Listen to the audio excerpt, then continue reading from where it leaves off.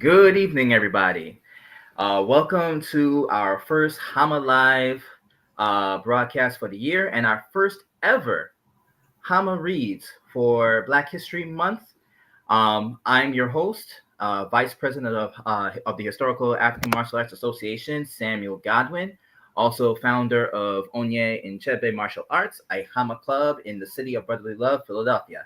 So I'd like to introduce two of the council members here. Fellas, could you say your names and your positions in the council? And anything else that's interesting about y'all? So I'm Kari Evans. I'm the historical curator for HAMAA. I also have my own YouTube channel, Warrior Sesh, and occasionally I give classes at various conventions throughout the year. My actual name is Jamal Todd. I'm an auxiliary member of HAMA. I also have a IG where I utilize and demonstrate African weapons. I have a large arsenal under the pen name the Saharan Shadow, as you see on the screen.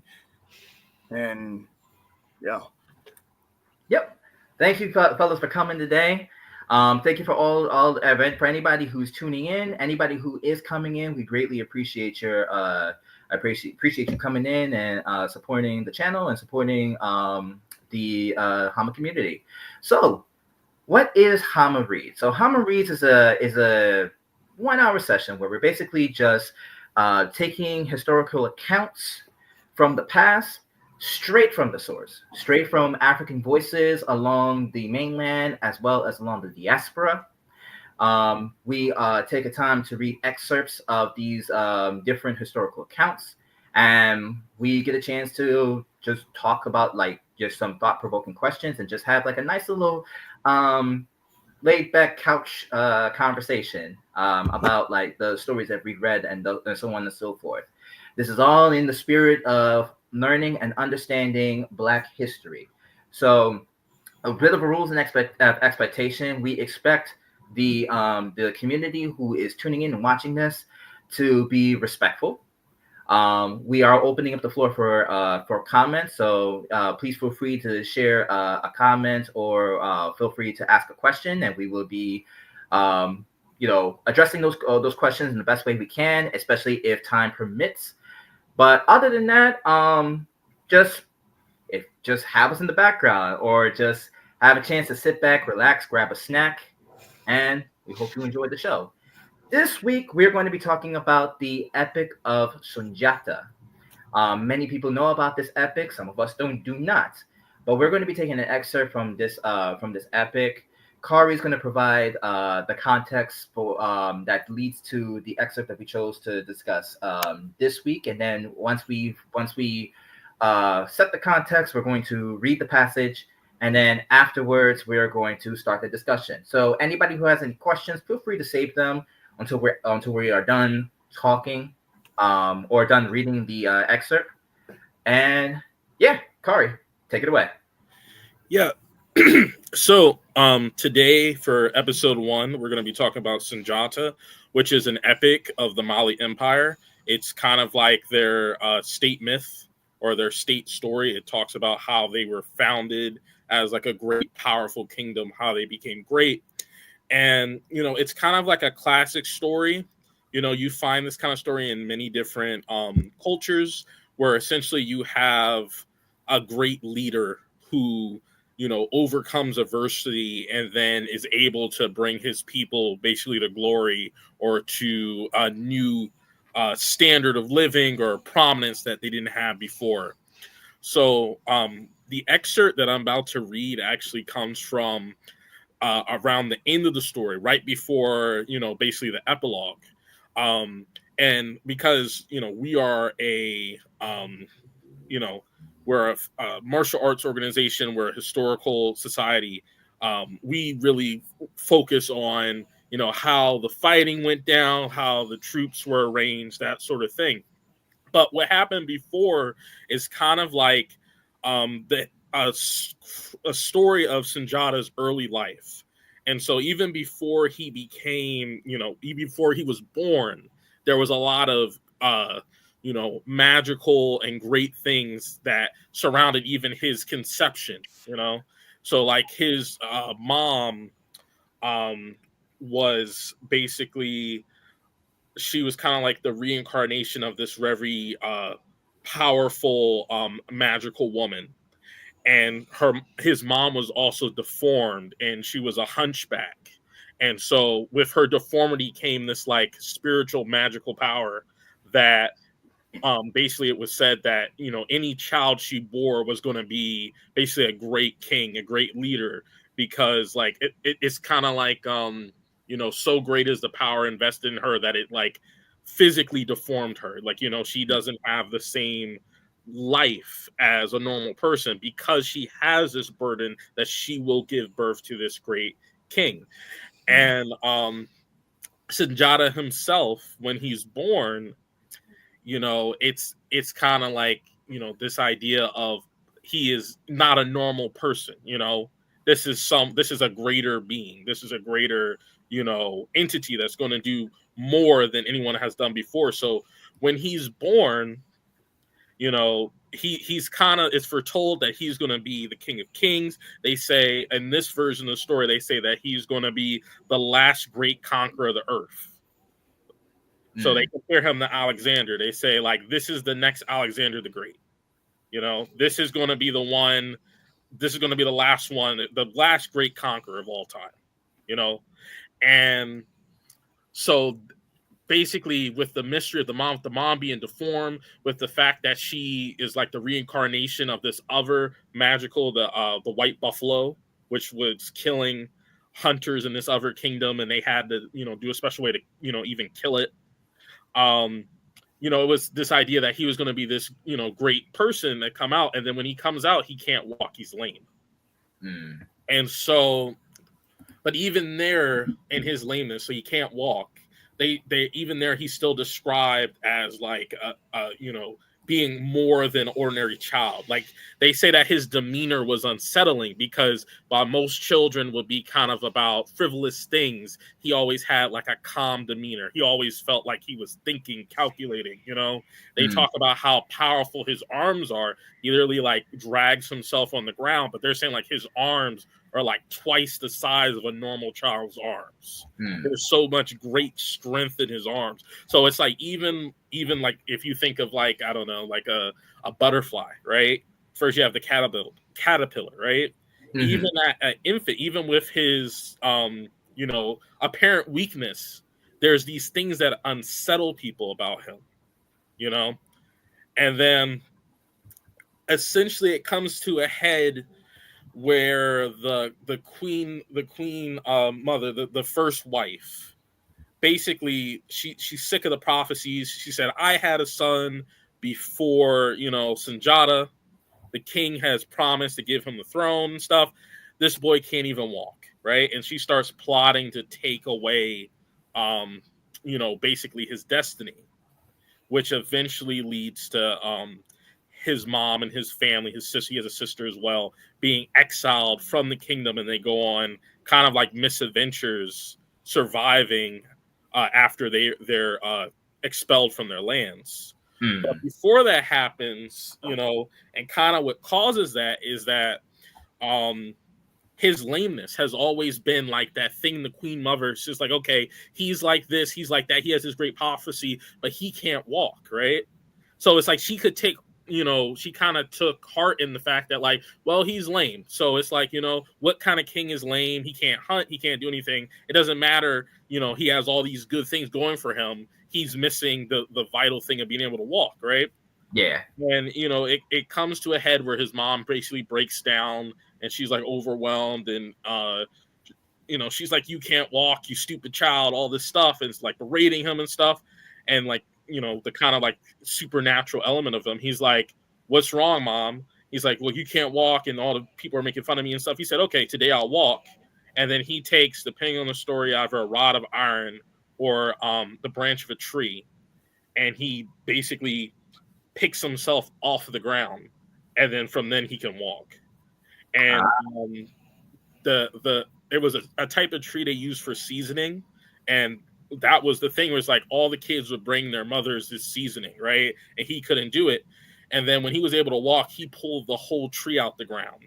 and said, now all the mothers in the village have to come and get the tree from our yard, the ones that were making fun of us. So now, like, so, and then that popularity, his great strength became very popular. Basically, that's why they got driven out, right? So when they're driven out, they have to deal with different types of monsters, evil kings, spirits, things like that. Eventually, they find their way to the land of Ouagadougou, to Ghana, right? And he is so beloved by the Ghanaian king that essentially the Ghanaian king promises the hand of marriage of his daughter, and basically is going to give him the kingdom of Ghana.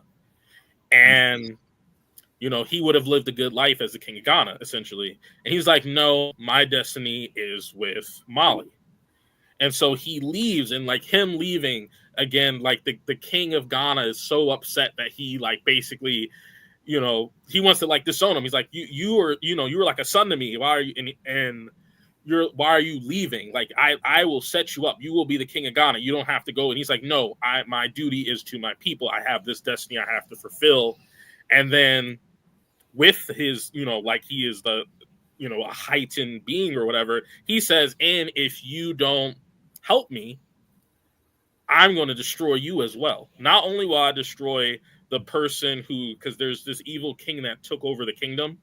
This evil sorcerer took over the kingdom. So he's going to free his people from that. But he said, not only will I destroy the king that's hurting my people, I'll destroy you for trying to stop me from fulfilling my destiny.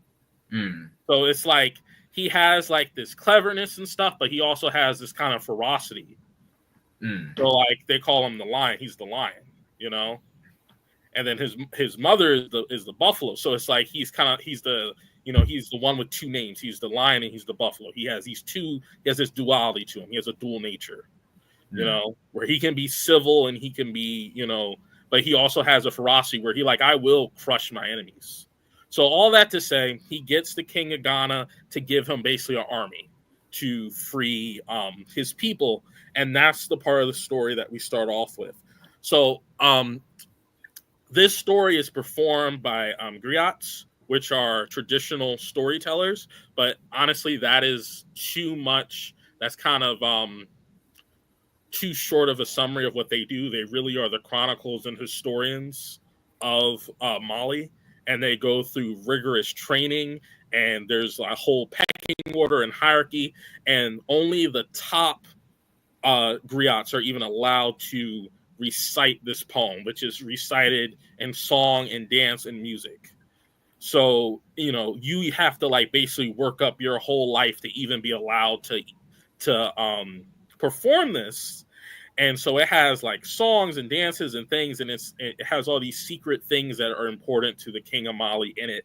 And even in this translation of it, they don't even give you all of the little details because they say some secrets are not for sharing. But all that to say, so imagine this with music and dance and song as it's being performed. But right now, this is going to be a straight read. So this section is called The Return. So he's returning back. He came from Ouagadougou. He has the army, the borrowed army. And now he's going to enter into Mali after a long journey. Okay. So it says, The Return. Every man to his own land. It is foretold that your destiny should be fulfilled in such a land. Men can do nothing against it. Mansa Tunkara could not keep Sunjata back because the destiny of Solomon's son was bound up with that of Mali. Neither the jealousy of a cruel stepmother nor her wickedness could alter for a moment the course of great destiny. The snake, man's enemy, is not long lived, yet the serpent that lives hidden will surely die old. Sunjata was now strong enough to face his enemies.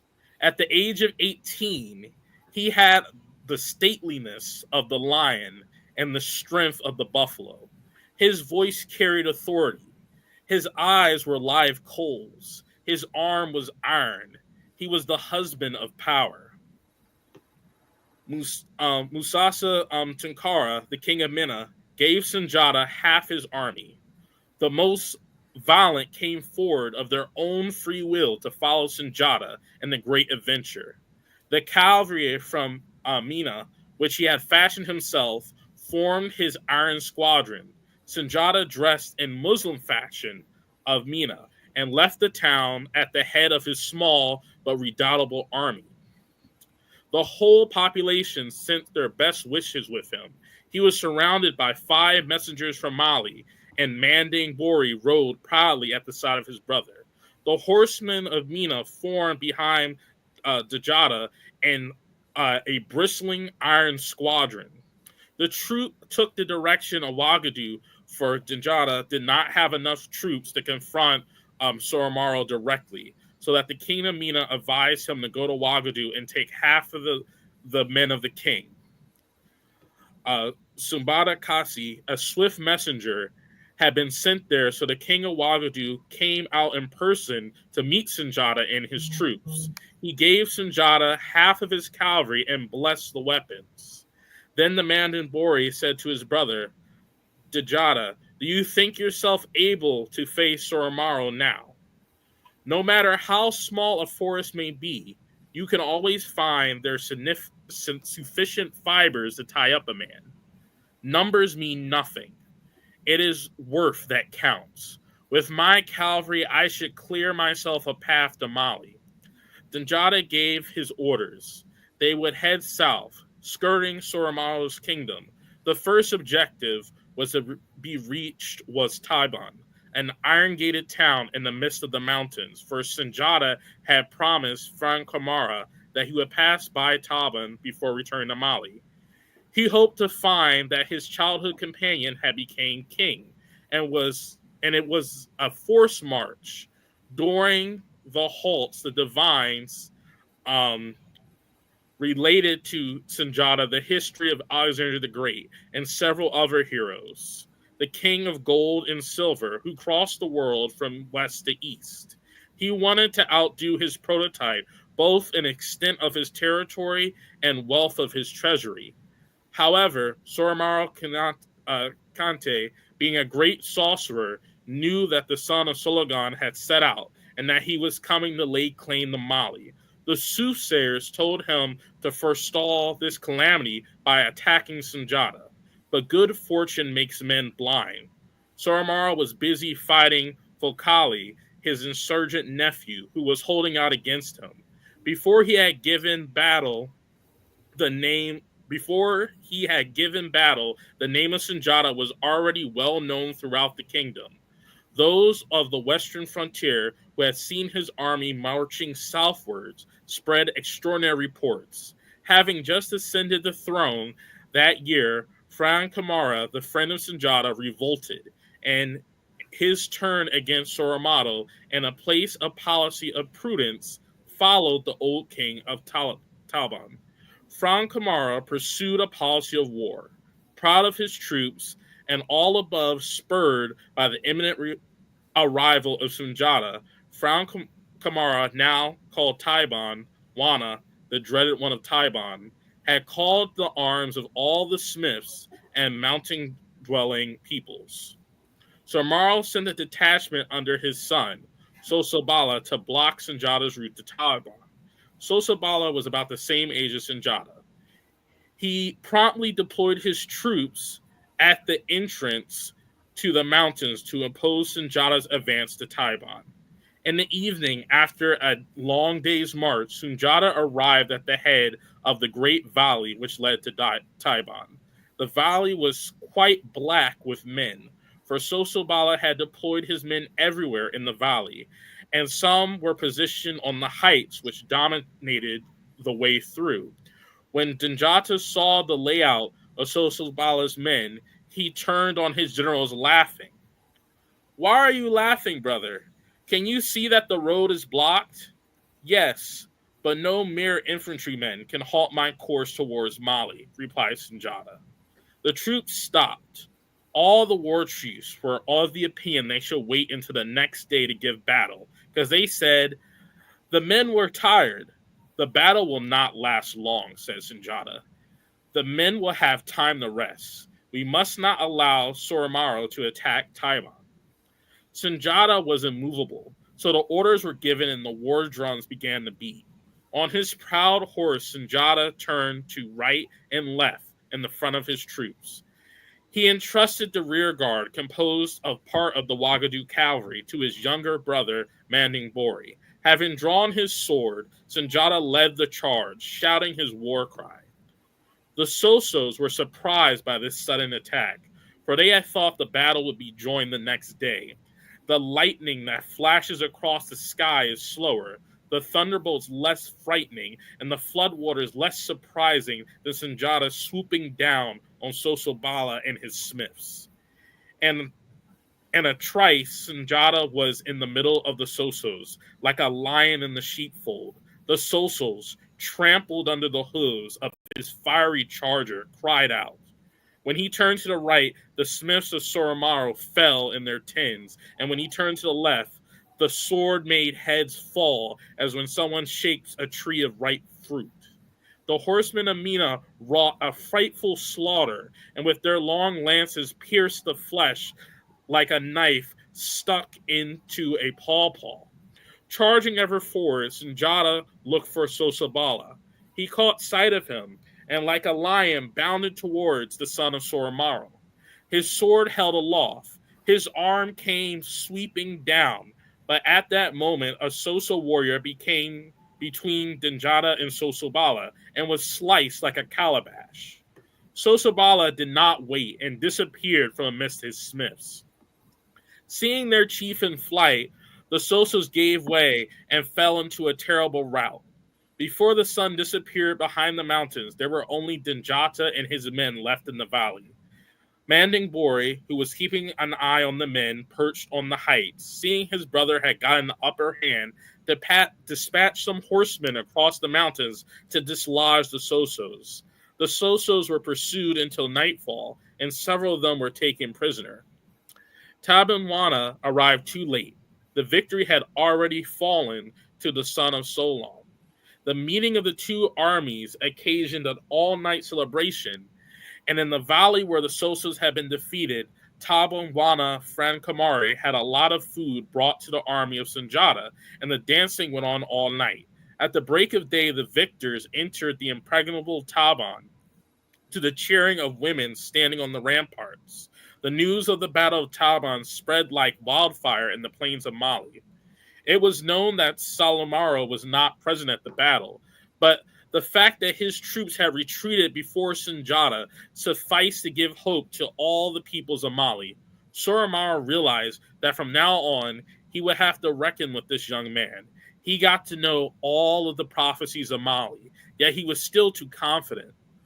When Sosobala returned with the remnant that he managed to save at Taban, he said to his father, "Father, he is worse than a lion.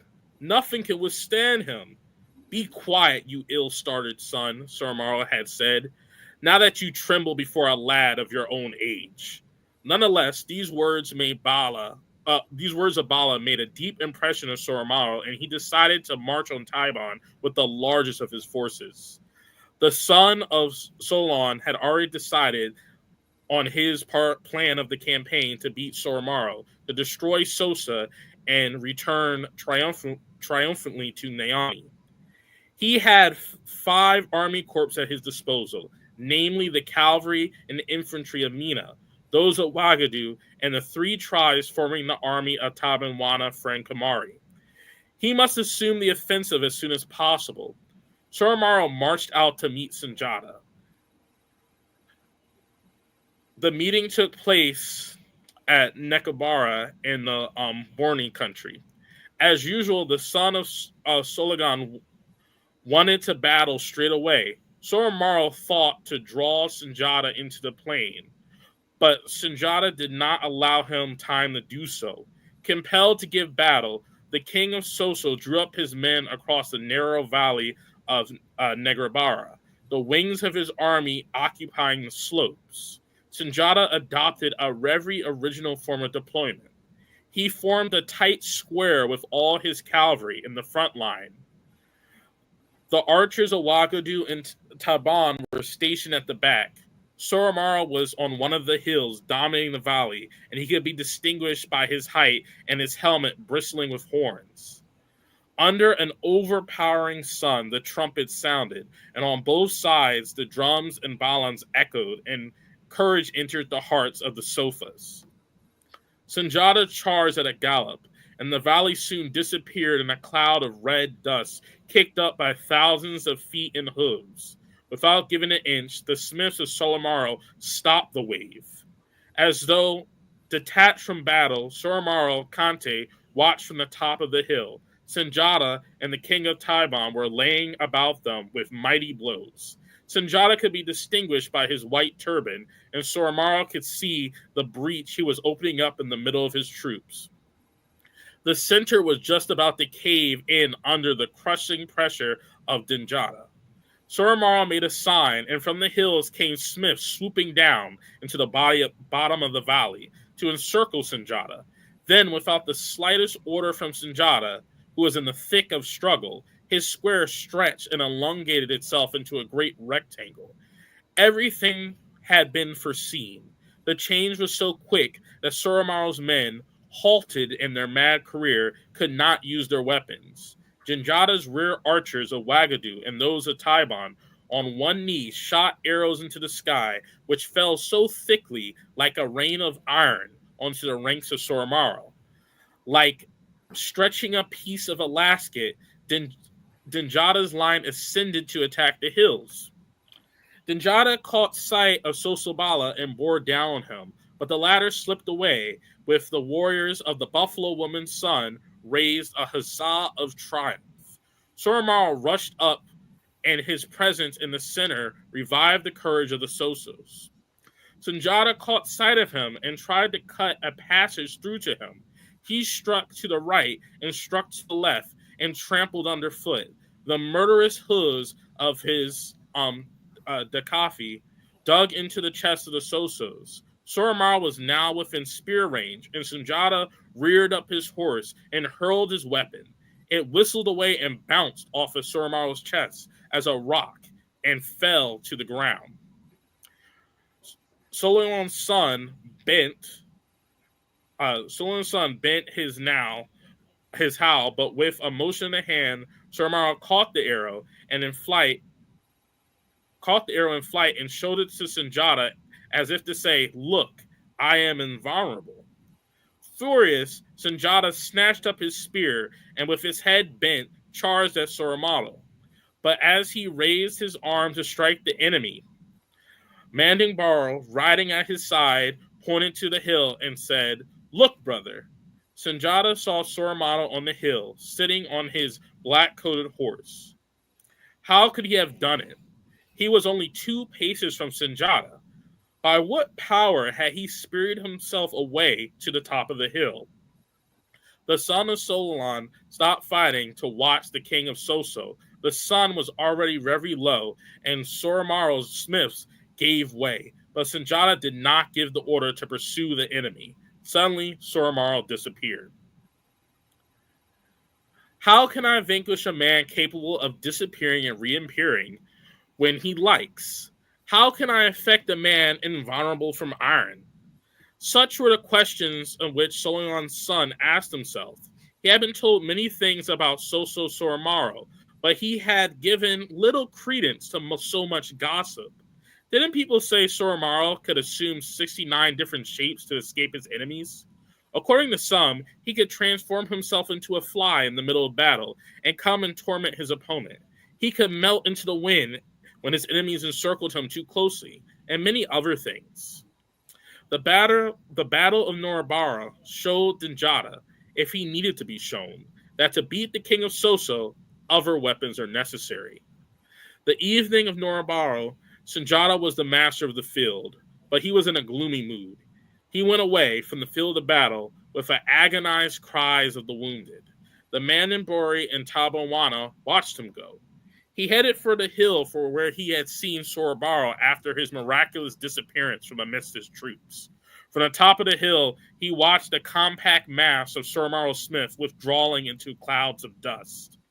How was he able to escape me? Why did neither my spear nor my arrow wound him? he wondered, what's the djinn that protects Soromaru? What is the mystery of his power? He dismounts from his horse and picked up the piece of earth where Soromaru's horse had trampled on. Complete darkness had already fallen, and the village of Nurabora was not far away. And uh, the Dinkies came out the crowd to meet Sunjata and his men. The fires were already lit in the camp, and the soldiers were beginning to prepare a meal.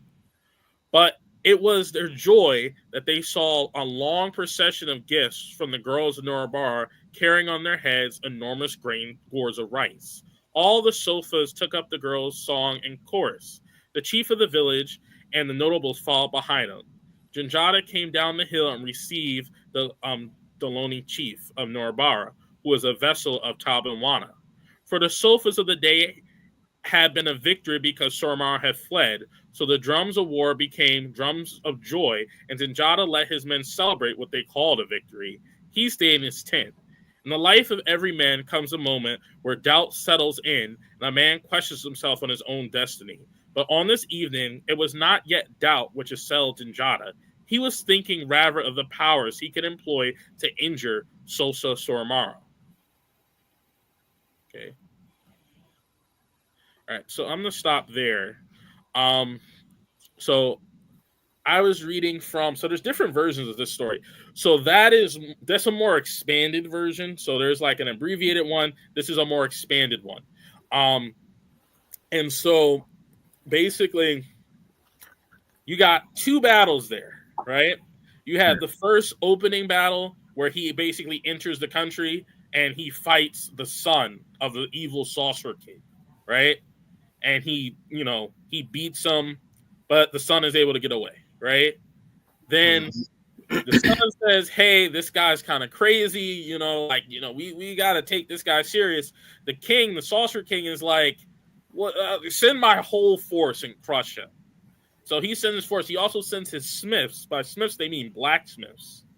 So, and in this case, his blacksmiths are like magicians. So, like, there's part of that where they say, or they're like, they're people of power. So there's a point where they say, like, he sent a whole cavalry wave after the Smiths, and the Smiths turned it away. Like, they used their power. They destroyed the wave of cavalry. So there's magic also. So Sunjata has magic because he has his powerful destiny. And then the evil sorcerer king also has magic because he's able to basically apparate out the fight and escape, even though he was right next to them. And also, they say his body was like stone. Whenever he got hit with a weapon, it just bounced off of him. So, I chose this because I felt like it gave you a lot of tactics. All of these fights take place in volleys, right?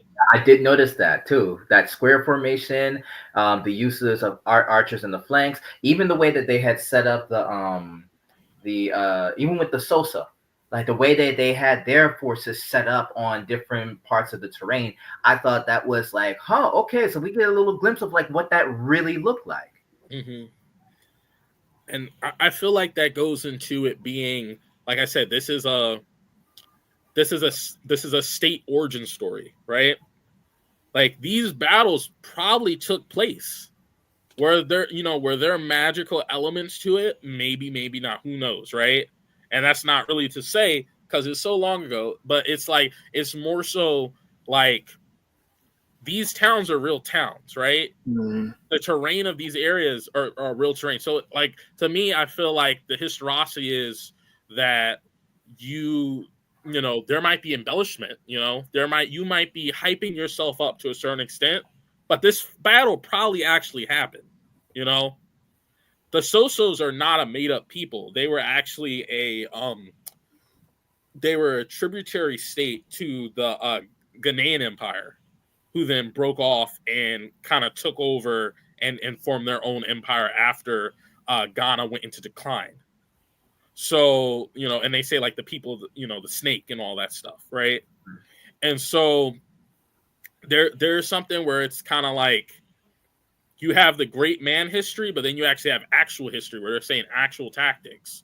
one of the differences between Mali and Ghana was Mali emphasized cavalry a lot more, and you see that all the important players are mounted in this story, but you also have the Sofas, which are archers, and you also have the archers of Wagadu and Thailand. So there's archers, there's spearmen. There's actually here I'm gonna pull if you don't mind if I can read one more thing. Um, because there's actually I was getting to it. So I was reading the expanded one, which I hadn't originally. I wasn't going to read the expanded, but that's what I had up, and I liked it because it went more in depth, more into details. Yeah. Mm-hmm. And actually, as you're bringing it up, like I had one question about that. So I'm thinking, because this is supposed to be like an epic, a poem.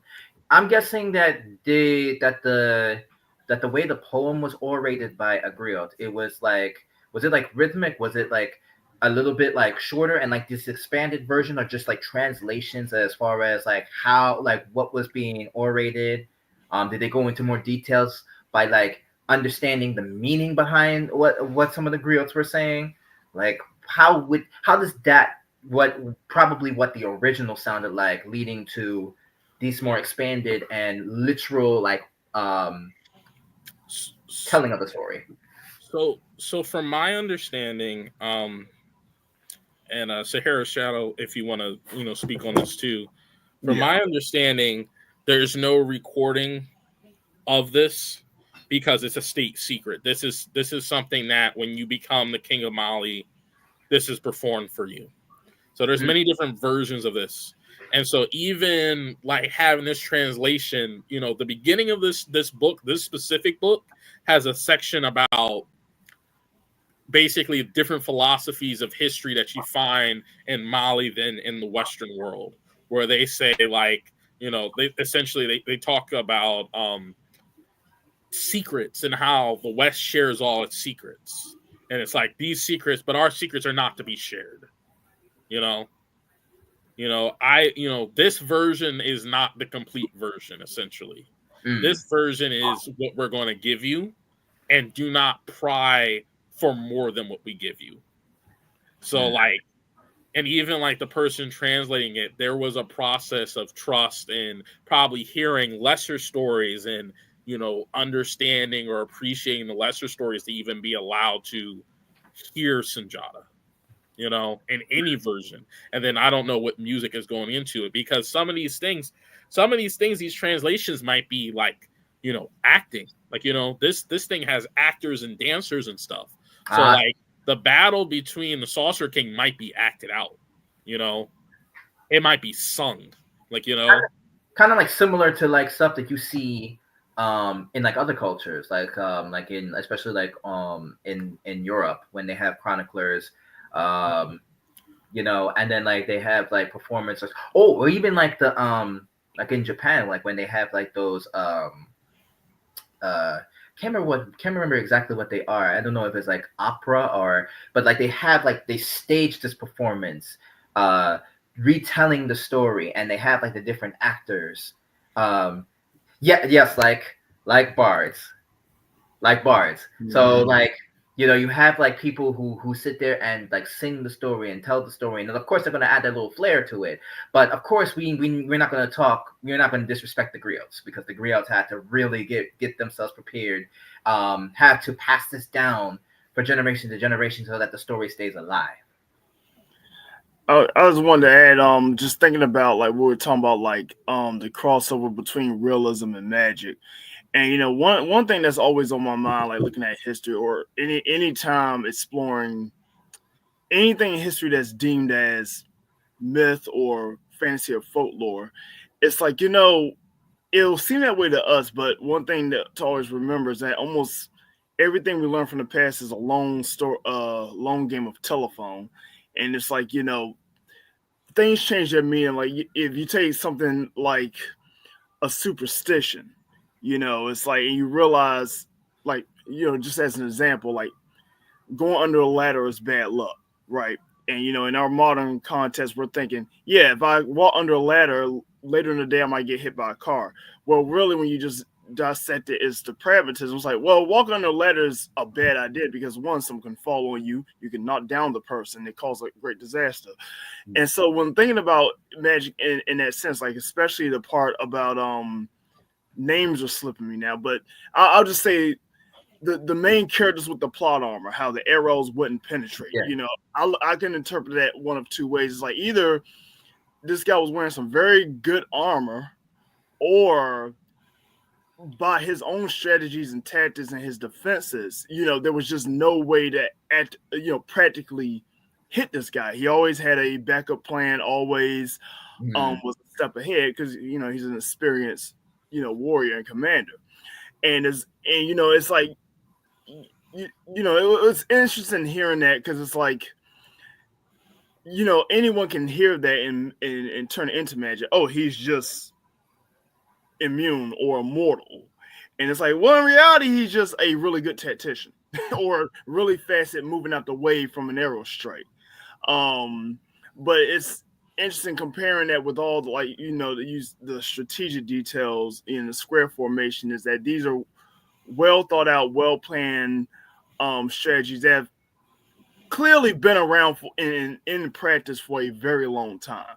You know, these, you know, and even, well, this is kind of I'll save this part for later because that's kind of a different thing. But yeah, that's kind of something that's just been on my mind because that's just something I've been thinking about with history in general. It's like it's really easy to look at something that sounds exaggerated and think it's just complete myth. It's like, well, or it's something we have not learned to interpret correctly. Mm-hmm.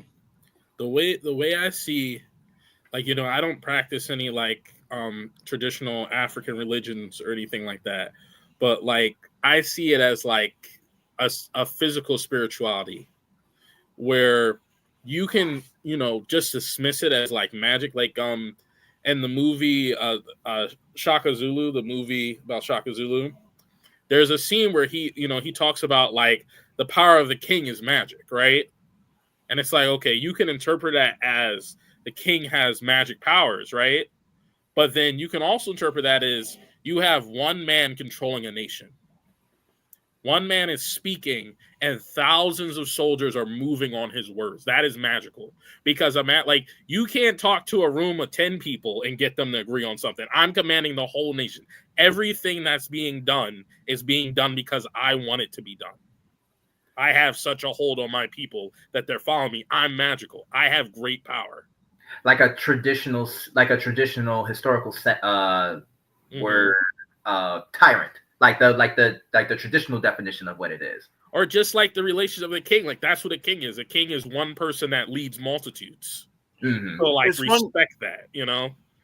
And it's funny that you did bring up Shaka Zulu just now because I actually like rewatched that miniseries fairly recently, basically building up to the Azandwana Victory Day.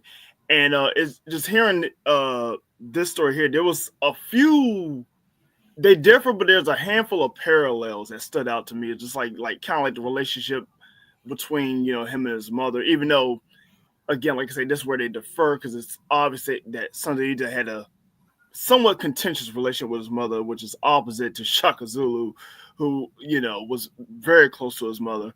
But it also parallel, like talking about magic. There's a moment in the series where Shaka's at war with this witch, or it's more complicated than that. But long story short, I remember the narrator who was European said this line that I'm not going to be able to quote it verbatim, but it's a moment I never forgot in the series where he talks about, he's like, you know, now I'm not really one for magic, but I can't deny the strange circumstances of the events. And basically, long story short, this witch had basically, I guess, possessed someone on, you know, like a housemaid, I guess. I don't know possessed a woman who was in service to a soldier and then, you know, ends up killing said soldier. I think general, as a matter of fact, you know. And now, of course, you can always look. It's like, well, maybe the whole time she was just a spy. We don't even know, like, say, character's background. But obviously, to observing eyes, it's like, well, his enemy's a witch, and all of a sudden, this woman in his own camp gets possessed and then kills a high-ranking general. It was like magic to me. But yeah, that was just one thing that stood when you brought Shaka Zulu. It's like, yeah, I literally just watched that series again. Yeah. And I think, like, also, like, I would say the magic in Sunjata, like, there's also, like, you know, there's rules to it. Like, it has a logic to it. So, like, for example, the mom is ugly, right? It goes on how ugly she is. They say that her eyes look as if they were just laid on her face, like someone haphazardly placed on her face.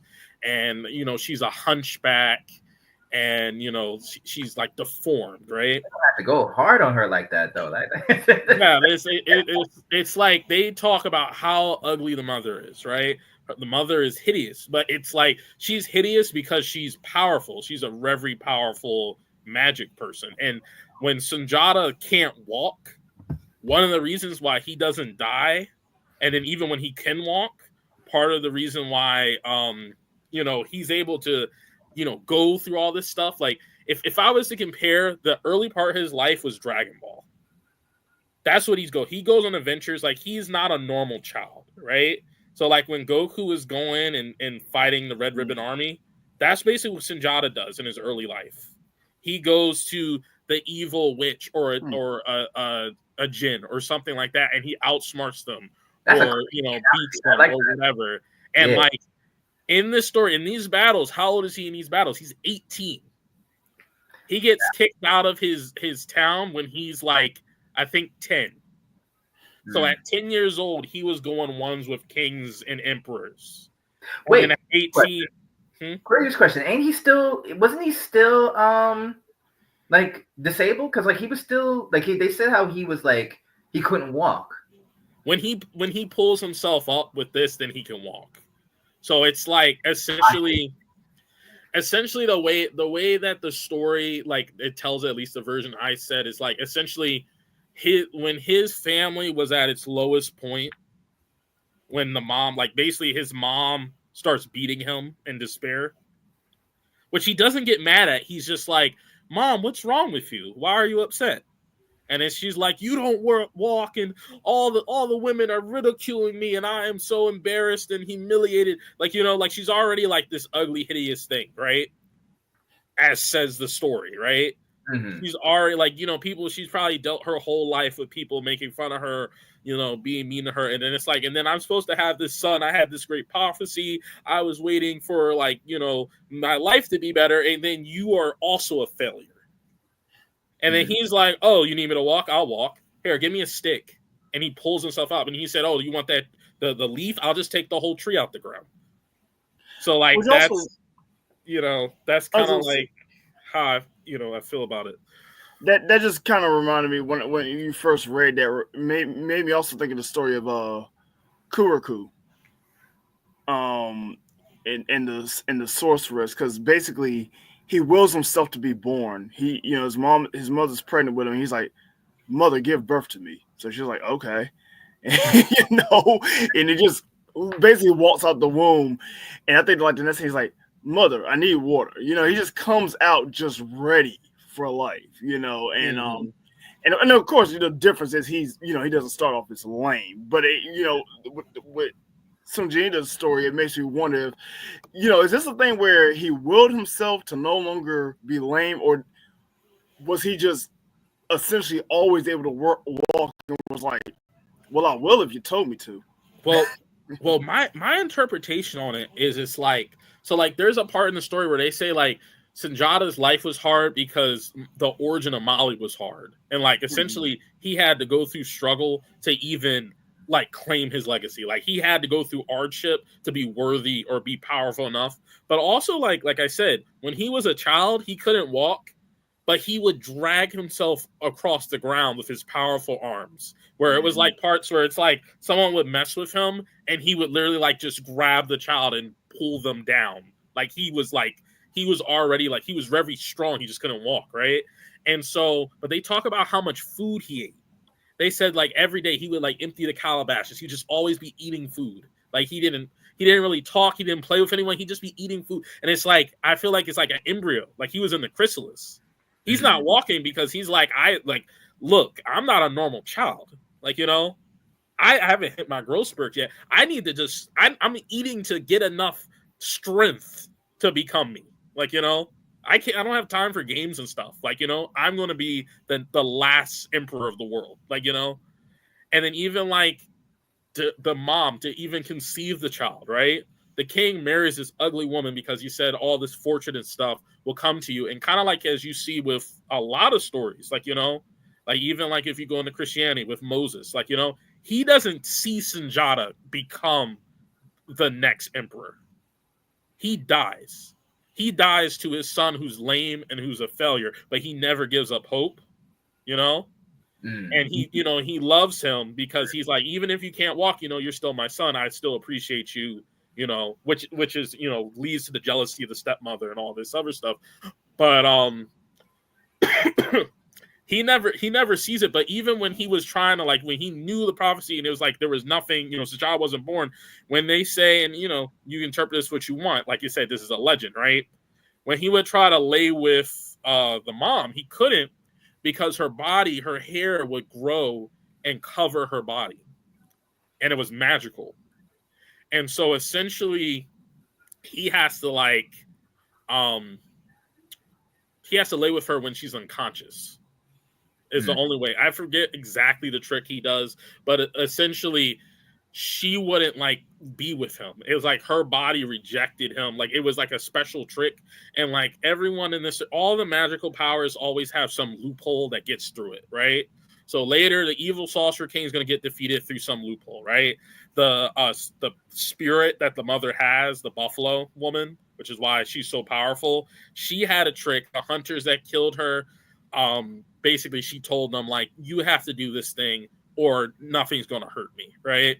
So everyone has like the, you know, they have this Achilles heel to their magical power, but then, you know, they also have all these powers. So for example, like the mom, she's like this hideous thing. No man can lay with her, right? When Sunjata is in trouble, a lot of it is accounted to like, well, my mom protected me. That's why I didn't die. Like, you know, you were beset by all these things. Why didn't you die? Oh, my mom is a powerful, you know, magician, you know? So that's like kind of like the magic element there. Everyone has magic in this, like, you know, this like, you know, and you know, he has like, so the evil king has a smith, Sunjata has a griot that's assigned to him. So like, you know, there's, you know, different magic things going on throughout the story, and that just kind of goes into, these are like larger than life kind of characters. These are, you know, legendary characters, you know. Yeah. Going to the military formation, you know, they talk about the walled town, the town with the iron gate. You know, they talk about soldiers being on the hills, right? They talk in the section that I'm talking about. They list it and they say like, we have the horses from we have the horses from Wagadu. We have our archers with their arrows bristling on their back, right?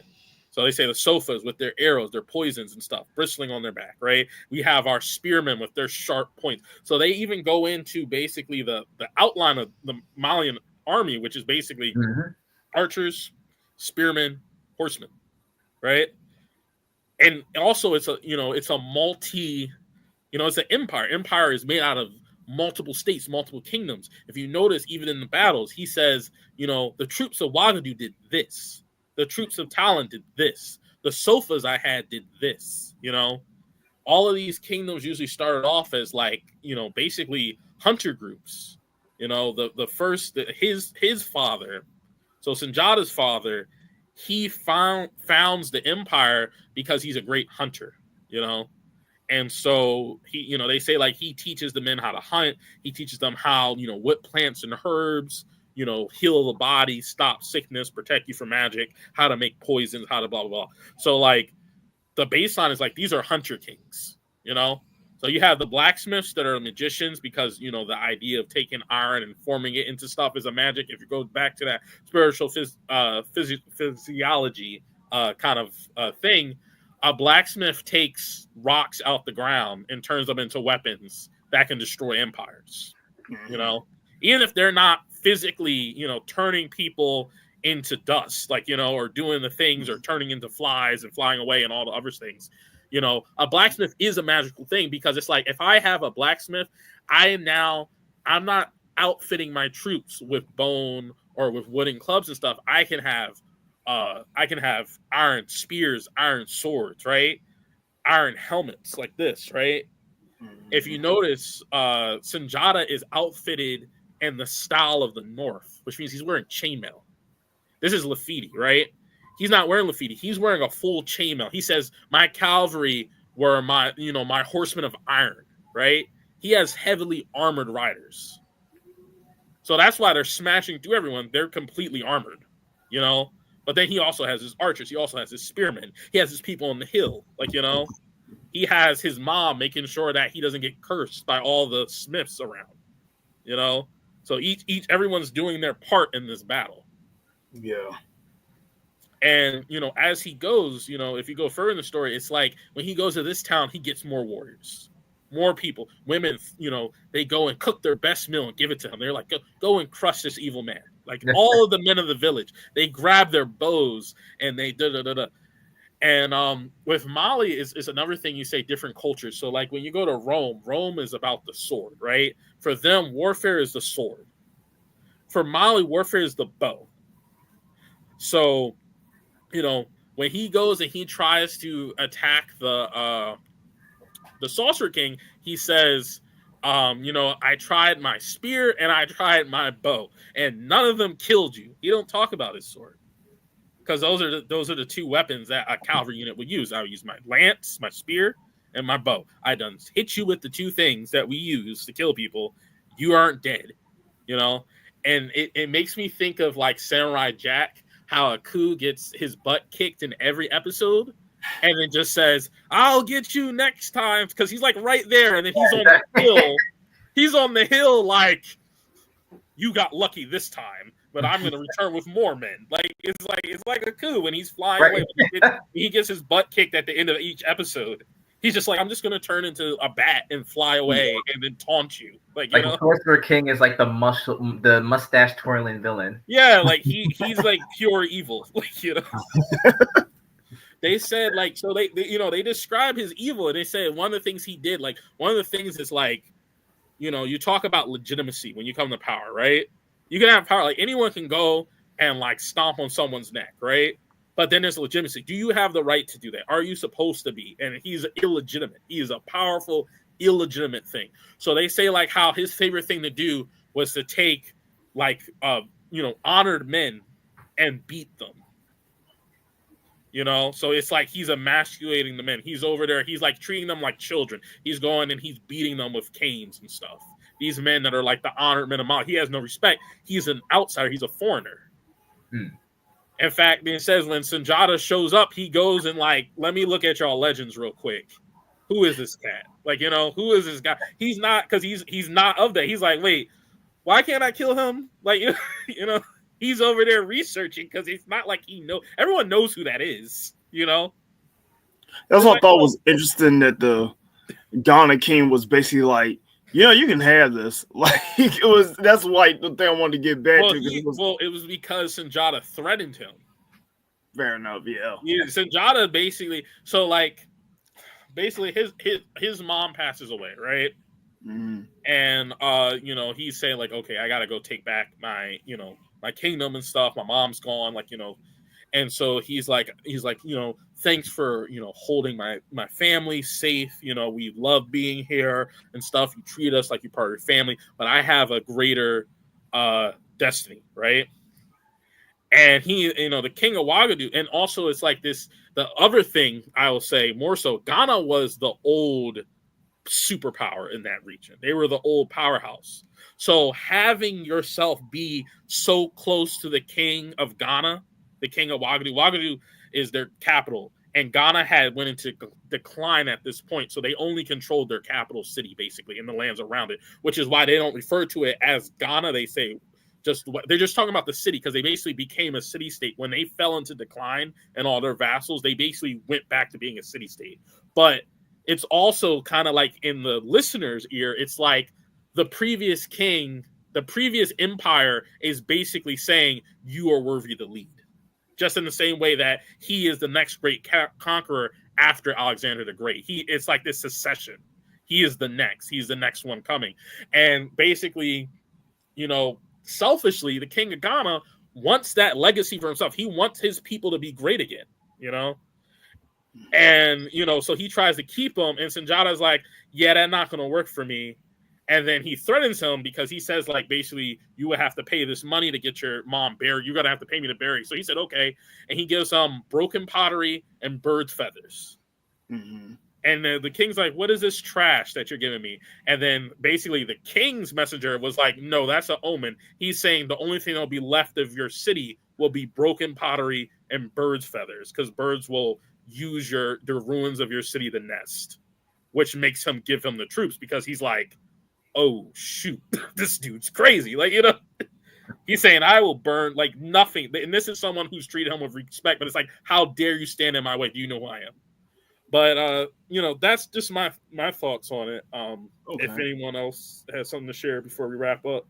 Well, no, as a matter of fact, we are, unfortunately, because we could sit here and talk about this all day, and this is only an excerpt of the entire epic. I have not read the epic, and this actually motivates me to want to go and get a copy and actually like read into it. It's a very interesting story. I hope they have an audio that I can listen to, but it's a very interesting story. The one that combines the chronicler of like, magic and sorcery to make it exciting, as well as, as understanding it as scholars and as like military scholars and stuff like that. Like, we really do get a chance to see and to analyze this account of history. So I think that as we wrap this up, like, we should start to think, like, whenever we read stories like this, let us and let's partake in it, let's indulge in it, and as well as let's take that time to really analyze it in the context of, well, not necessarily the modern context, but to like understand, like, why would the griots include this particular thing? What's the symbolism behind it? What's the contextual interpretation of it all? But yeah, thank you for everybody who participated on this first show. You guys had a lot of like interesting things to share in the comments, as well as like kind words and of encouragement as well. We thank you guys for coming in, for tuning in. Be sure to tune in next week. Also, we are going to be having on February the 22nd in Toronto, Day of the Knife, where we have many well-known instructors from not even just HAMAA themselves, but also from other forms of martial arts that will be coming together to teach different techniques and the art forms of different knife combatives and knife martial arts. So for more information on that, please tune into the group, as well as any other announcements that are made throughout our social media profiles. But until next time, everyone have a good night. Thank you, fellas, for coming on tonight. And yeah, cheers.